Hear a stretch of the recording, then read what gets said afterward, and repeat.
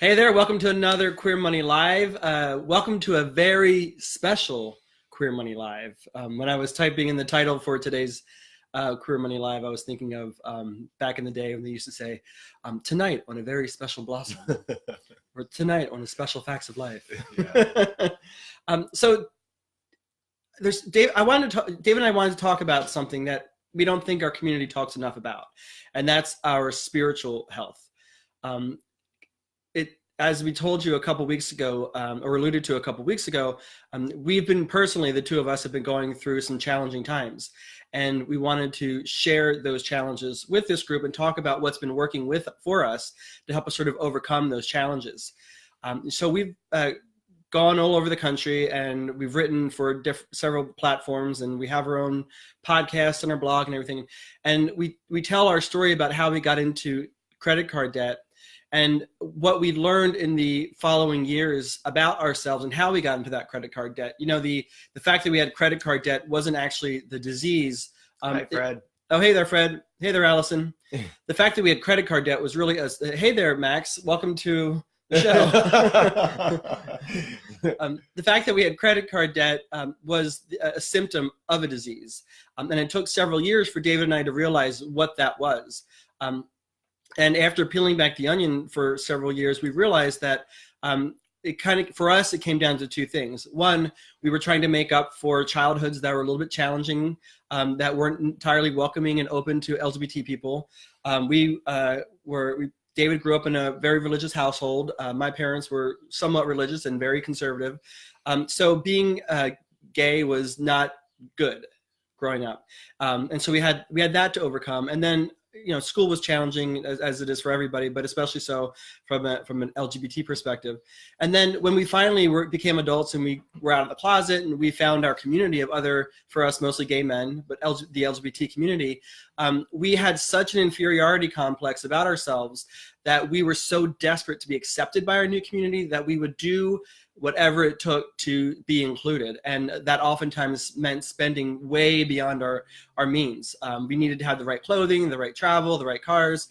And we were living way beyond our means. And we realized that here we were, we finally found our home, our people, but yet we still didn't believe that they could like us either. And it wasn't unless we were buying rounds of drinks for them, or buying them dinners, or looking the way we're supposed to look, or whatever, that we thought that they would accept us. And so we felt like we've overcome that over several years, and in the process of paying off our debt and starting the Queer Money Group and all the things that we've been doing with the Debt Free Guys brand. And we thought things were rocking for us. And we knew that we, as many of you know, we are from Denver. We temporarily moved to Columbia, Pennsylvania. Friends of ours who actually own this house, they are traveling the country. They're actually on their way back. They return tomorrow. We've been house and cat sitting for them. And we thought, well, this is great. This is a great way to start our 2019 without having to pay rent or mortgage for 4 months. We knew that we were launching our credit card payoff course. And we were in heavy discussions with a bank to do a Queer Money Live tour in the Rocky Mountain region starting May or June. And that was going to be a significant income. And because of everything that was happening for us at the time, at the end of last year, Yahoo Finance reached out to us. They wanted to partner, and they agreed to promote our credit card payoff course. All of the statistics and the numbers, economic numbers that were coming out about credit card debt and how it's burdening Americans, we thought that was playing in our favor to have an amazing course launch. And we also had Prudential support to promote, and then there was somebody else. I can't remember. Go Banking Rates. Oh, Go Banking Rates supported us, and we also had Forbes. And so we just thought, we were almost scared with the success that we would have with the launch of the course, thinking that it was just going to be almost too many people in its first launch, that we were going to be able to not necessarily know how to manage it. But we thought that 2019 was going to be the most amazing, successful year for us. Well, we moved to Columbia, Pennsylvania, and things got really hard. Let's take. I'm going to take just a quick step back. Many of you may not know that John quit his job in 2016, and the goal was to bring me home in a year. Well, that didn't quite happen. I continued to work, but I quit my job in April of 2018. And before John quit his job, we were earning we were earning about $150,000 a year. So we were very comfortable, and we had saved up some money, and we knew that we were taking a risk by allowing him to quit his job. But we wanted to take that risk because we wanted to serve more people in the LGBT community. When I was about ready to quit my job, between my income and what we were earning with Debt Free Guys, we were earning close to or just a little over $100,000 a year. And we felt very comfortable with that. And it had been funding our dream of building this business that would serve the LGBT community. So we had become accustomed to a lifestyle that was based on kind of earning that amount of money. That's what allowed us to pay off our debt, allowed us to then fund our retirement. We are very grateful that we had that opportunity. Both of us started out in entry-level jobs in financial services, and were earning hardly any money when we first started. And we both continued to get education and build our careers and ramped up our income. So we were very grateful that we were able to take advantage of that. But we wanted to head out in this new venture of being able to not just serve the hopes and dreams of some corporation, but actually to serve our own hopes and dreams. And part of serving our hopes and dreams is helping the LGBT community pull itself up financially, because we do believe that there's a path to financial success for every single LGBT person. And so that was our hope and our desire. And so we headed off with kind of this expectation that that things financially wouldn't change a whole lot for us. We knew that we were taking a risk, a big risk actually, by me quitting my job and us having to pay for our own health insurance, which, as many of you know, is very expensive. If you're not working for a corporation who pays pays a portion of your health insurance, it gets very, very expensive. So we took that risk.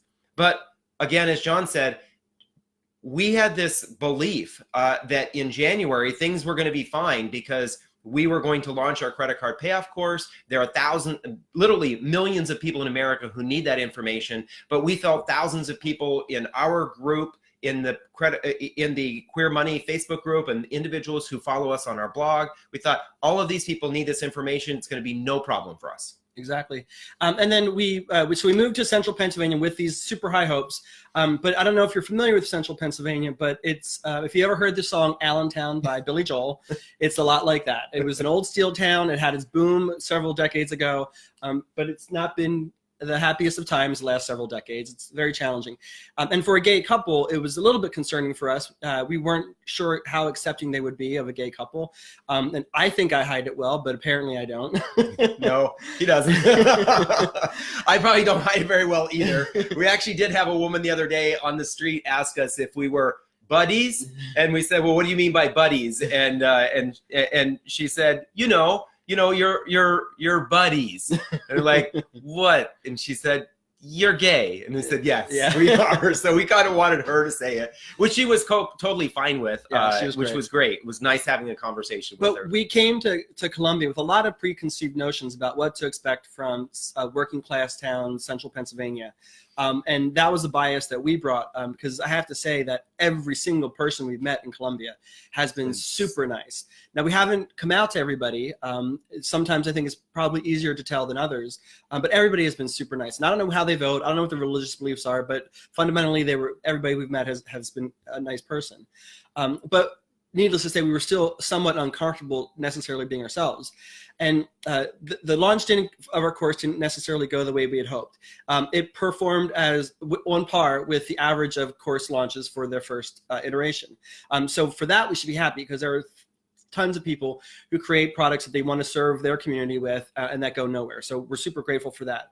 But again, a little bit of perspective. John and I were hoping that the launch of the course was going to allow us to take care of ourselves financially for at least 2019. And although our launch was on par with many other launches, it didn't even cover 1 month's worth of expenses for us. So as you can imagine, we went from being very excited to have to a state of fear. Yeah. Honestly, I will say state of fear.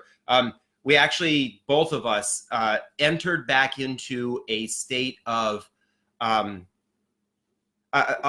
be honest, my self-worth fell through the floor. I literally crawled into bed and cried because I felt like I had been rejected by the community that I've been trying to help for so long. And it was a lot of that, I think, was all of that was me inside. It was me inside saying, why doesn't my community want to help me when I've been doing so much to try to help my community? And that's my issue. That's me saying that I need this. And I think that it kind of goes back to what John and I were talking, or what John was talking about earlier, is we get so attached to, I'm not worth anything if I don't get a certain number of likes on Facebook, or if I don't get a certain number of comments, or if somebody doesn't think that I'm attractive enough when I hit on them. We get so caught up in this self-worth.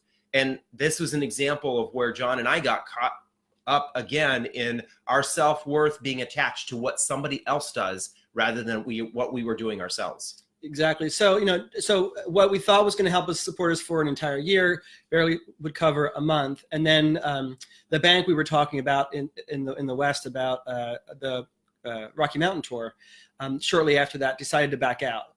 They didn't give us any explanation. Our relationship with them is still good. They just chose to not pursue that at this time. And that was a significant 5-figure contract that we were negotiating. So we were feeling pretty confident going into 2019. And then within a couple of weeks, everything just went south.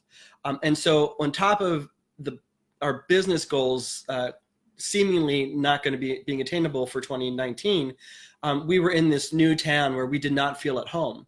And we didn't realize how pampered we were. We didn't realize the bubble that we lived in. We have much greater understanding of what some people mean when they refer to, and granted, Denver's in the middle of the country, but we understand what people mean when they're talking about flyover country. Things are just different here. David and I, when we went to go grocery shopping for the first time, we try to lean towards organic, and we eat mostly fruits and vegetables, as you can see by this beautiful display that David presented. But we went. There was hardly any produce, let alone any organic produce, and what there was ridiculous in price. There was one green pepper wrapped in a plastic bag that was $5, and we were just like, "Wow, I'm not going to spend $5 on a green pepper." But we were used to being able to just walk outside holding hands and walk to a local bar or a grocery store and get some great food. We were used to being able to meet up with friends within a quick drive to have wine and get caught up. And we didn't have those resources while we were in this sort of state of depression. And then nothing. Denver to us is a very beautiful town, great city to walk around in, great for bike riding, easy to leave and go for a nice hike. Those resources aren't necessarily available here. So we didn't really have anything to go to. We didn't have our friends that we could connect with. And we didn't realize until we were in that state of depression that we had nowhere to go. We thought that we had sort of overcome all of our challenges. We thought that because we were able to identify that our lack of self-worth when we were younger, and when we first came out in the LGBT community, got us into our credit card debt. We thought overcoming that was that we had overcome those challenges, and we didn't realize until we were here and things did not go well for us how many attachments we still had. And it was a rough several weeks. I mean, there were days that he and I spent in bed doing nothing fun. They were hard days. We spent days watching TV trying to get distracted. And where in the past, had we been in Denver, in our familiar surroundings, we know that we would have turned to things that we probably shouldn't turn to. We probably would have had a lot to drink.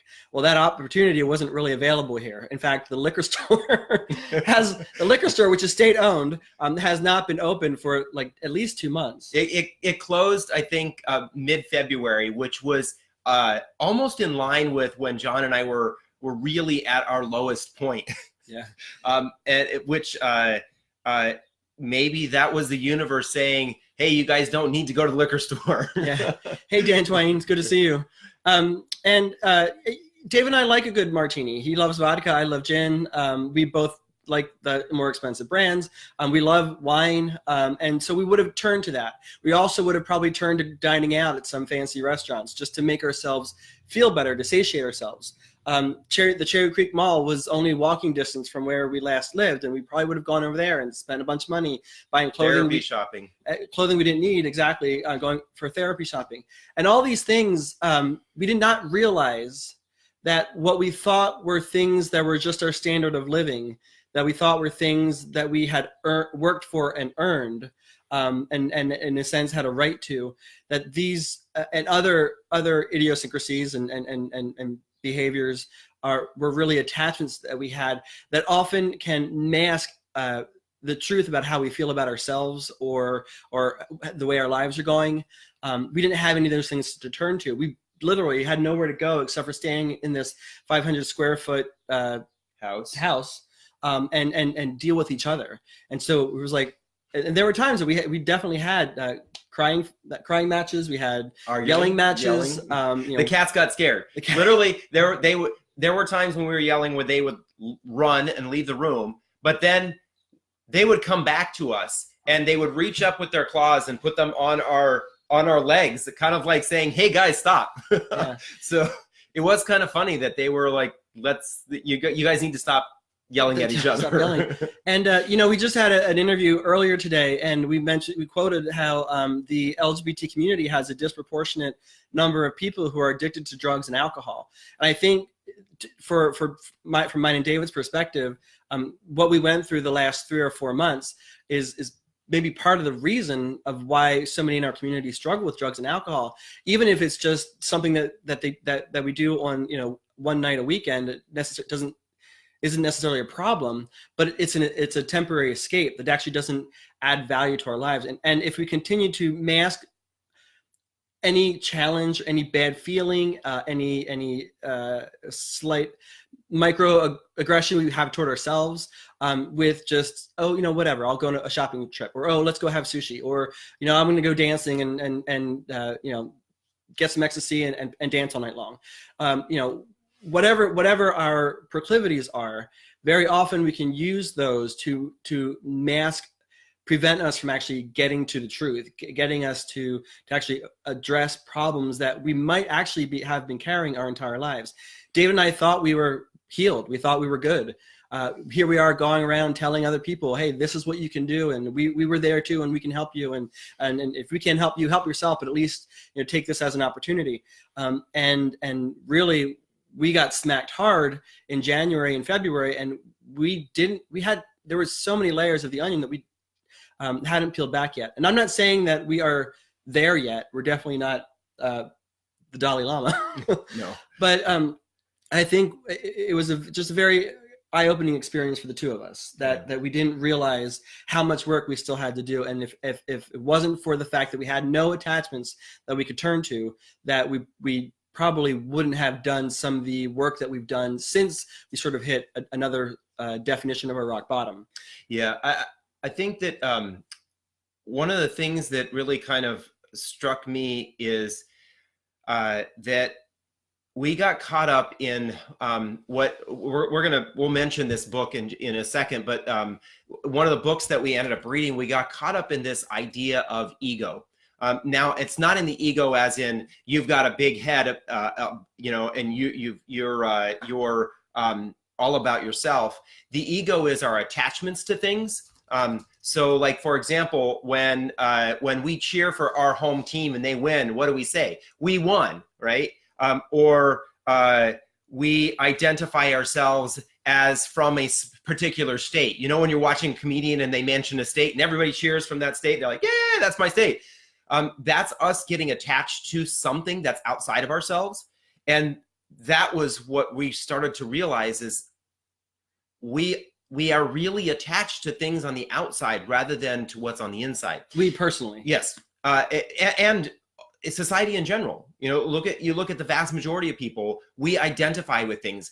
You are either good or bad based on the attachments. this team versus that team, this political party versus that political party, this state versus that state. We get so attached to our ego being attached to something that defines us. And when that defines us and we're defined by something on the outside, then we look for something on the outside to make us feel better when we don't feel good about what's going on the inside. And that's exactly where we were at. And it doesn't mean you can't root for your team. Yeah, but absolutely. if your happiness is predicated on the performance of your team, then you're attached to that.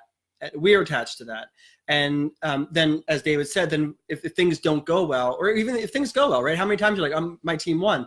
Let's go to the bar and let's throw back a couple beers and celebrate. Or my team lost. Let's go to the bar and throw back a couple beers and drown our sorrows, or whatever your proclivities are. Yeah, sorry.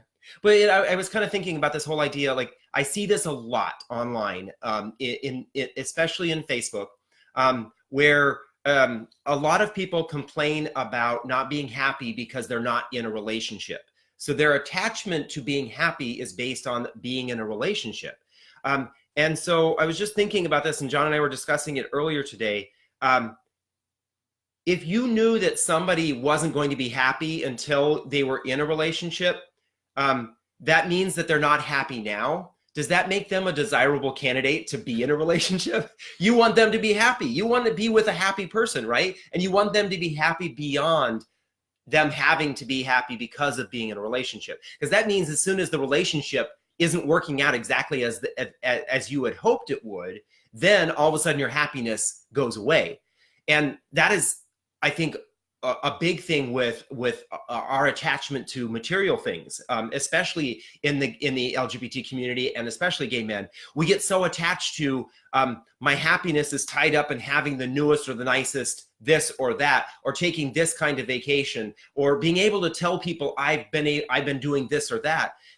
That kind of feeds us. And when we get attached to that, then when somebody, and it's going to happen because time passes, somebody's going to one-up us. They're going to take a nicer vacation. They're going to get a newer car. They're going to buy a new house. And if our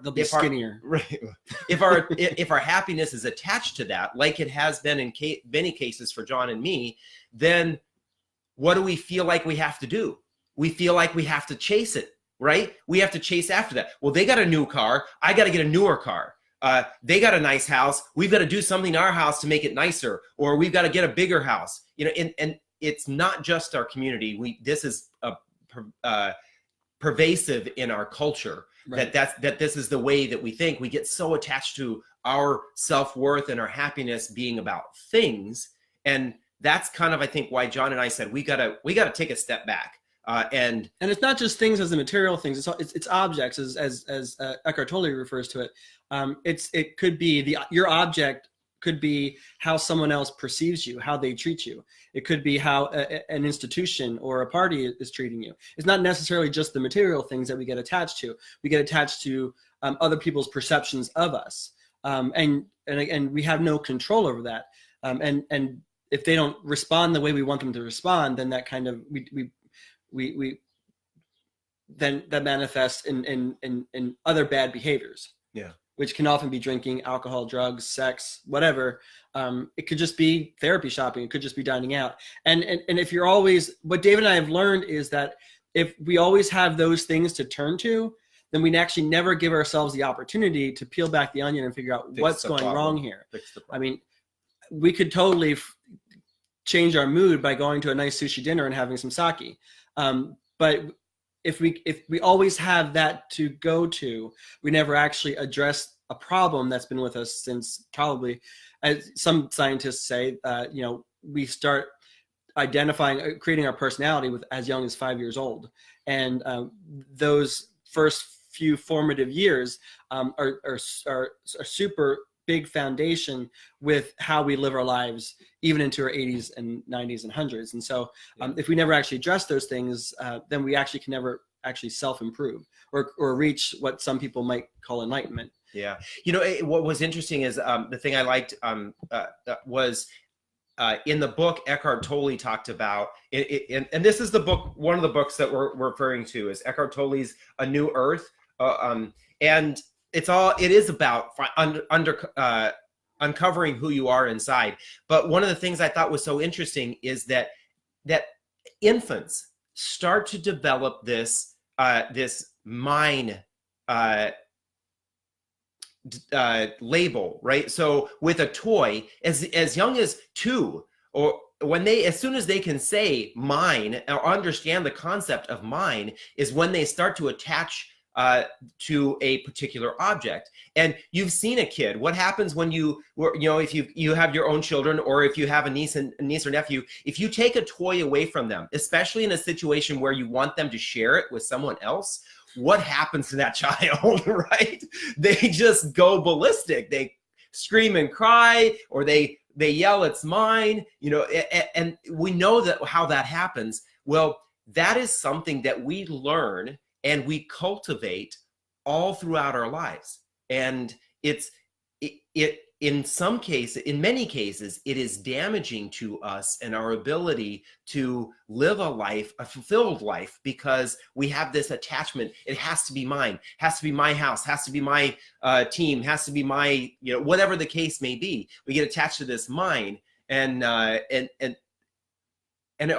think it holds us back, at least for us. That's what we started to see. And again, a lot of what we're saying is from our perspective. That's why we're calling this our confession, is because this is from our perspective, our uncovering this, and hoping that by sharing what we're sharing with you all, that maybe you may see some of this in yourself. Maybe you don't, but if you do, there's a solution. There are solutions out there. Right. So what's been working for David and me, and we've shared this several times, you know that we do a lot of reading, we listen to a lot of podcasts, we meditate, we do affirmations, and we journal.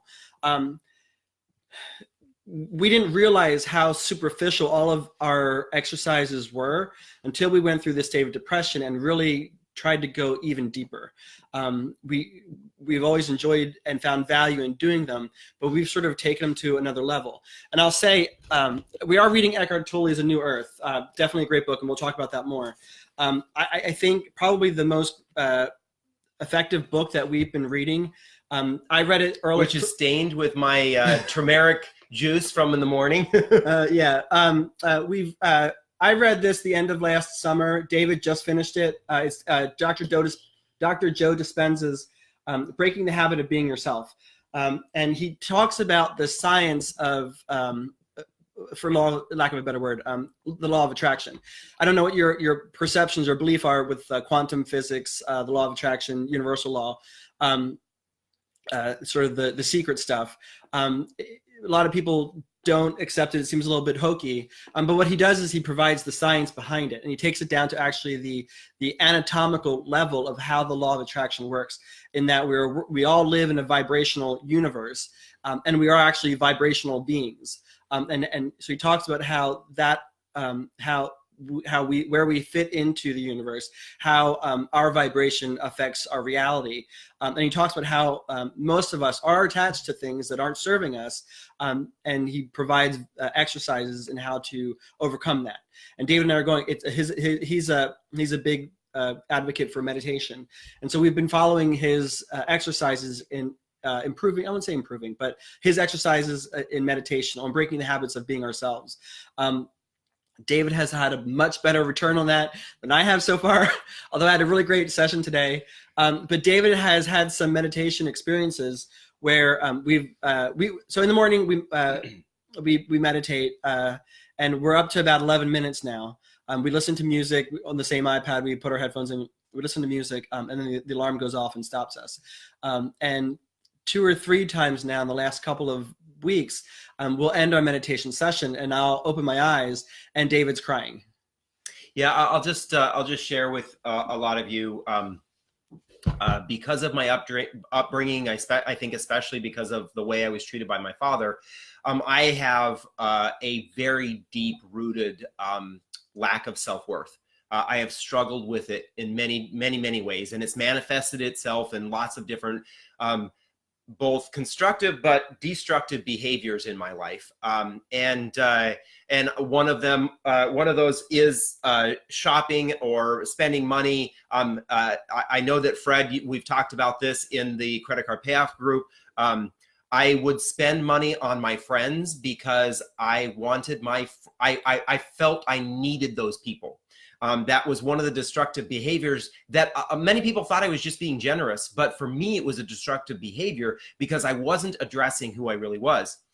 So anyway, about 3 weeks ago, John and I were meditating, and I had the craziest experience. Honestly, I would say, if I believed in a God like Christians do, I would believe that I had a touched by God experience. I call him Della Reese now. while I was meditating, I was overwhelmed with a sense of being hugged by multiple people, like a big group of friends. And then I just felt this, almost like somebody whispered in my ear, "It's going to be okay." A lot of that was my attachment to the worry and stress that we've been dealing with in our financial situation, and in our business, and also my attachment to self-worth. And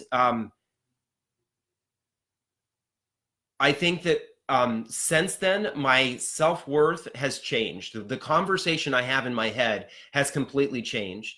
And it's been interesting because it's started to manifest itself in other aspects of our lives.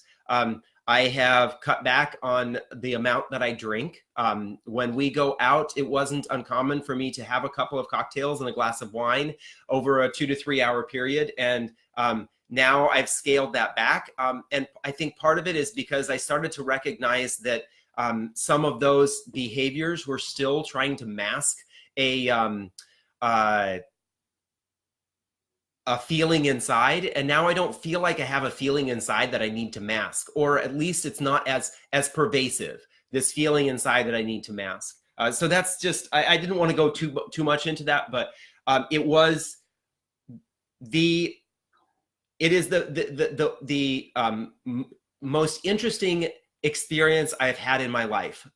The amount of joy and abundance and love that I felt in that moment is nothing I've ever had in my life. And so that's why anyway, I'm going to start crying again, and I don't want to do that. So if there's anything you can take away from this particular session, we highly recommend this book. I'm buried in books right now, but I'm going to read this again next. And just a perspective. One of the things that John and I have found has brought us closer together as a couple is, and this is, I credit John for this. Originally, we came up with this idea of let's read together. But after we had our moment in early January where we were really, really depressed, both of us were really depressed, John suggested that we wake up in the morning, and the very first thing we do is we spend the first 20 minutes sitting in bed reading together. We read the exact same thing. I read out loud, or he reads out loud. We read the exact same thing. And the great thing about it is we sit there in bed, we hold each other's hand, and we read. And it has brought us together so much more as a couple. To start our day with the person you love holding their hand for the first 20 minutes basically says, no one in the world gets this time. This is my time with the person I love. And it's worth waking up an extra few minutes to do it. I'm just going to suggest that. But also the fact that we are reading the same thing at the same time. We're talking about it. We talk about it when we drive somewhere, and it just has solidified or helped us flesh out what some of the things that we're thinking, or the attachments we may have to the information that's in the material. And it's been it's been an awesome experience. So our experience, our habit lately has been, so what finally happened, we were kind of all super depressed, and typically our habit was that we would wake up, come out here and meditate, and do our affirmations, and then go to the gym. And it was like boom, boom, boom, boom, boom. And we always felt like we had to rush back because we were in this, working from this space of lack. And feeling like we weren't working hard enough or doing the right stuff. And that's why we weren't earning enough money that was going to keep us sustained, to help sustain and support us. I mean, we're just talking base level support. We're not talking about living a grand life. We're just looking for, we were just concerned we weren't going to have money to be able to pay rent or mortgage or to pay for electricity, base level stuff. And I said to David, I hate my mornings. I hate waking up and having to like start rushing and doing stuff. And I said, we have built a business so that we could live and work anywhere that we wanted to. Let's try to the extent that we can, let's try to take advantage of that. And I said, we don't have to be at work at a certain time in the morning. We aren't accountable to anybody else. So can we try the idea of let's wake up, let's read, and let's have slower mornings. So we wake up, we read. Typically David wakes up before me and he gets our lemon water started for us. And then he wakes me up. And then so he'll climb back into bed and we'll read. And then we'll both journal right after we read. And I found such value in doing that because my head is in a more open, focused space, I guess. And what I've been journaling, I think, is probably some of the best stuff. I mean, if you were to grade your journaling, I mean, I haven't had that since 7th grade. But I just feel like my conversations that I'm having with myself in my journal are going much deeper and are providing much more introspection for me. I mean, that's why I journal, not just to catalog my activities throughout the day or my life, but for self-improvement. And I'm having much more introspection doing that. Is that what you're having? Yeah. And then we come out here after we do that, and then we meditate. And then when David's done crying, then we go to the gym. I don't know what's happened to me over the last year or so, but I have become a softie. I cry a lot. So what we're reading right now, and we shared this with everybody earlier in one of the Money Tip Tuesdays, but we're reading Eckhart Tolle's A New Earth. I read it. I just finished reading it, and about the time that I finished reading it, David just finished reading Breaking the Habit of Being Yourself. And that was right about then that I went to Oprah's Super Soul Sunday, and I realized, and I don't listen to her every day, but I do have her on one of my saved podcasts. And I saw that she had uploaded all of her 10-episode webinar live stream that she did with Eckhart Tolle that covered each episode covers a different chapter in the book. And I thought, and I recommended it to everybody in this group. Something if you wanted to do is read this along in tandem with listening to those episodes, and you'll probably get some value out of that. Well, David and I actually have been doing that. So we've been reading this book together. He's been reading it since he didn't read it already. He'll read it aloud to me in the morning. And then when we're done a chapter, we've been listening to an episode of Eckhart Tolle and Oprah on her Super Soul Sunday. We'll read a chapter here and then in bed, and then when we're done a chapter, we'll listen to an episode in bed, and then we'll journal. So we're not necessarily reading every morning, at least during this phase. And we've got a ton of value out of this. It's answering questions. There's one of the things I think is so profound about this particular book is, and I've read this in other books, but it didn't resonate with me until now, is that the voice in your head is not you. That voice in your head, that constant streaming of conversation that's going on in your head is actually not you. You're the observer of that voice. That voice is not going to ever shut up. And that voice says and thinks things that you would never say and think about yourself. Who's your favorite speaker? Her name just Mel Robbins. She said in a quote one time, in a speech one time, if people could hear the thoughts that are in your head, they would put you in a mental institution, because we say the most abhorrent, mean things to ourselves. I mean, we beat anything that anybody else can say about us. And when David and I were in our state of depression, the things that he and I were thinking about ourselves and our valued to the world and our worth in existing were just abhorrent. And that's really been pronounced with reading this book, is that you're not actually that voice. When you have a thought in your head that doesn't, especially if it doesn't serve you, but when you have a thought in your head and think to yourself, well, you're not that thought. You didn't think that thought, but you're the person or the being that observed that thought. And I think that's probably one of the greatest lessons that we've been getting out of this is the minute we start having a negative feeling about things, whether it's external and it's been projected on us, or it's bubbling up inside us, we think to ourselves, okay, that's not serving us, and that's actually not who we are. We're just the observer of that thought. And if somebody's saying something bad about us to us, or about us elsewhere, That's really all them. It's not us. And there were times in my life I never really understood that if somebody says something bad about me, I always kind of took that personally. And we're always told, well, you don't have to take that personally. That's more a reflection of them than you. But it wasn't until reading this, that I've understood what that concept meant. If somebody's saying something bad about me, then it's not me. It is them. And this book, I think, has really walked us through detaching ourselves from those thoughts. Yeah. And I will say that one of the interesting things that I've learned through the meditation is that it's possible to ignore or quiet that voice. It's amazing how that voice in our head is constant. We're constantly hearing that voice. And through meditation and sitting down and trying to be quiet, that I've been able to quiet that voice. And when I've quieted that voice, I actually feel. Instead of thinking, I'm actually feeling. And I know that this is a little high level, some of the things that we're talking about, and that's why we would encourage you to check out these books.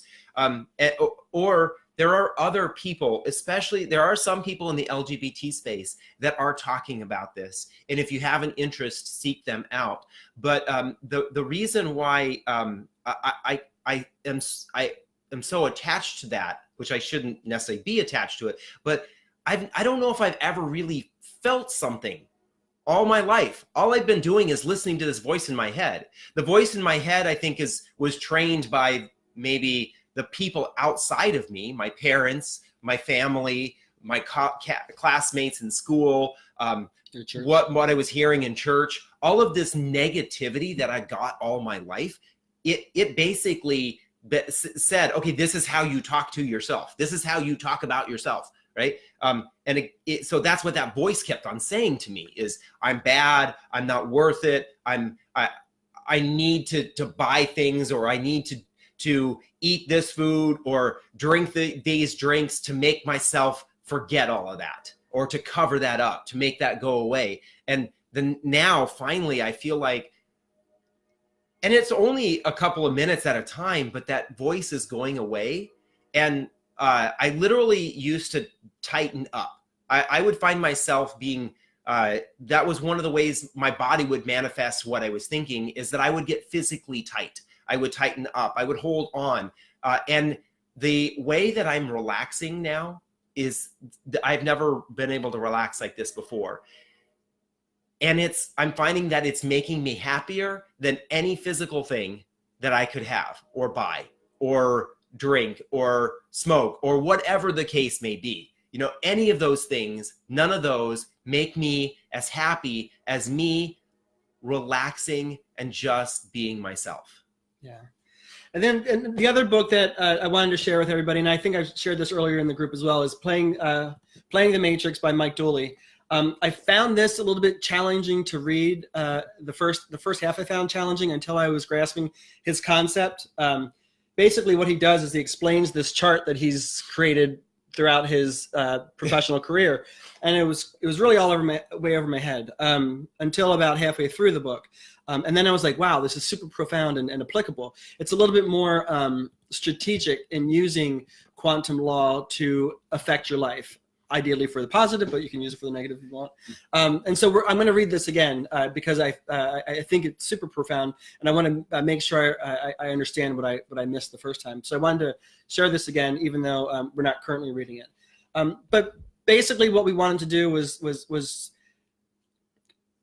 if it wasn't for us having come to Columbia and having had things go so bad for us, and not having our traditional attachments to satiate our pain or to mask our pain, I don't think that David and I would be in the space that we're in right now. And our financial situation hasn't really changed since January. It hasn't necessarily improved, but we are in such a better space mentally. And we feel so much better about ourselves and the way things are going in our lives. That we wanted to share that with you. And not saying you got to move to Columbia. I'm not saying you have to. This is Columbia, Pennsylvania. For those of you who are wondering if we're living in the country of Columbia, no, it's Columbia, Pennsylvania, population of about 10,500 people. I'm not saying you have to sell all your things. I'm just asking that we would just like for our community to start doing a little bit of introspection, and understand, like, why is it you feel the need? Why is it we feel the need to go grab a drink or go shopping or watch TV, binge watch TV, or whatever the activity is. Even the most seemingly mundane activity can be masking pain or frustration or sorrow, challenges that you have in your life. Unless you give ourselves the opportunity to really address what's going on, we could continue to carry these feelings about ourselves throughout our lives, and they do have an effect on the quality of our life. They do have an effect on our financial situation. They do have an effect on our physical and our mental health. It affects all sorts of aspects of our lives, and as David was describing, he's gone through most of his life feeling tense. Well, that has to have an effect on his physical well-being, and obviously that's being driven by a mental struggle. So the fact that he's able to tear that away should, if for no other reason, just simply make him feel better and have him enjoy his life day to day, if it doesn't actually even provide any other value. So we're just asking our community to start thinking about why we do the things we do and why we gravitate towards the behaviors and the entertainment that we do. Not to say that anything is bad. None of it is bad. It's just the motivation of why we're doing the things that we're doing.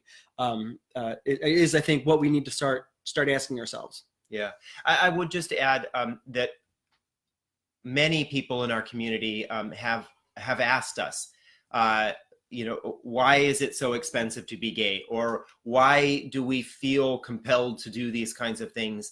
And why do we need to go buy the Ferragamo boots and then run around and tell everybody we got a pair of Ferragamo boots? I am surprised you know that. I don't know why I know the name Ferragamo, because I am not a fashion person at all. But the truth behind all of the questions that we have about why we do something, why we do or we don't do something, has to do with who we are inside.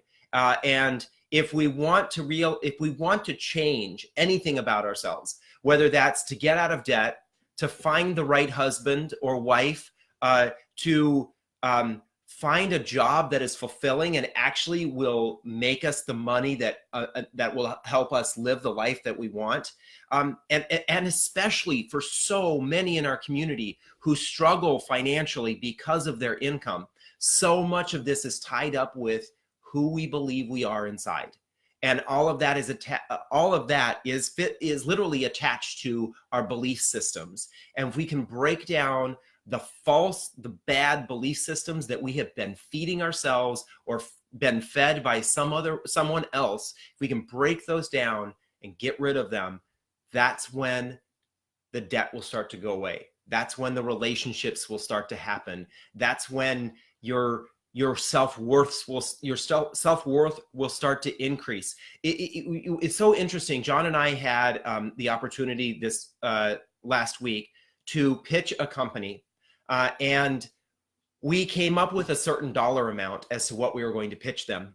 And we didn't send the email, or we didn't send the information. And for some reason, we came back to the conversation a couple of days later. And we started talking about this whole idea of, are we pitching them based on a lack of self-worth? Are we asking for the amount of money based on the fact that we don't think that we're worth it? And then we started to lay everything out, and we got very analytical about it. And we said, if this was broken into separate pieces, what would we charge just based on that? And we kind of felt like, because we were giving them so much, that we needed to discount what it was that we were going to provide them. And we finally came up with a number, and we just stepped back and we said, that was an amazing conversation, because we talked about what we were truly worth. Not what we thought that this company thinks that we're worth, or what our community thinks that we're worth, is based on what we thought we were worth. And that's the kind of conversation I think more people in our community, especially those who have a difficult time earning money, need to think about. You can get a better job. you can earn more money. Don't get sucked into this idea or this belief system that just because you're LGBTQ or whatever letter of the alphabet, that you deserve anything less. Remember, you deserve no less or no more than anyone else in this world. We all deserve exactly what it is that we are inside. And the more we can understand that, the more we identify with, then I don't need to have that thing, or I don't need to have that drink, or whatever the case may be. Those things don't dictate who I am, and we can leave them behind. And I think, to capitalize on that and to close out, we're on almost an hour. Yeah, we've never had a Facebook Live go this long. Thank you for so many great comments. Honestly, I absolutely agree. There's so many people have this voice in their head. Thanks, Allison and Fred and Matt. The discussion is awesome. This is one I wish there was a two-way, because then we'd all be talking about this. And I love having those kind of conversations. That's why we want to take partly why we want to take the Queer Money Tour live and be in front of more people. Exactly. But I'll take a step back a little bit. The reason that David and I started Debt Free Guys and Queer Money, and the reason that we wanted to share this particular topic with our community, is because we do firmly believe that LGBTQ people have a place in this world, and that we can be a force for good. I mean, we can be a force for just amazingness in the universe, and it can really affect positive change in the world. And if we are mired down by feelings of lack of self-worth, if we're stressed and depressed about our financial situation, that we can't give as much as we have the potential of giving. We can't actually be that full force to be reckoned with. And there are many ways that our community can strengthen itself. We've chosen the path of going down the angle of personal finance, because that's what most resonates with us, and that's what we know most about. And that's why we do what we do. So hopefully this resonates with you, and hopefully this can be sort of the platform or the impetus for us improving the LGBT community as a whole, strengthening ourselves, and really getting out there and affecting positive change in the world, in all over the world, whether it's in politics, corporate America, just every aspect of life. Because when we do, then we will open up the world to ourselves and the world to the world. And so thank you for giving us the opportunity to talk about this today, and for hanging on as long as you did. We really appreciate it. And that's kind of all I had to say. Yeah. Do you have anything more to say? No, I just have to say thank you for so many of you who stuck with us. Actually, I have to take a step back. I have to say thank you to so many of you who have stuck with us from the very beginning. I mean, there are some people in this group, some of our friends who have been on this journey with us for the last 5 years. And to be honest, John and I, literally in late January, early February, we were about ready to check out.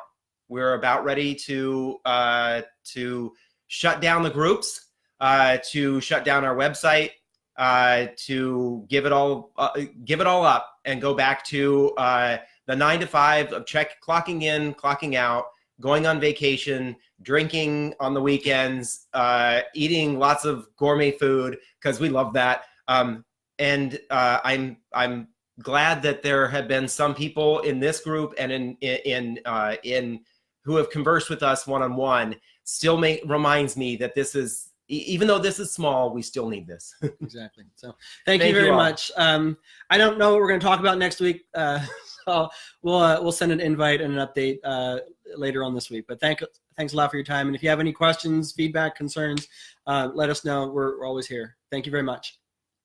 Bye-bye. Where y'all at?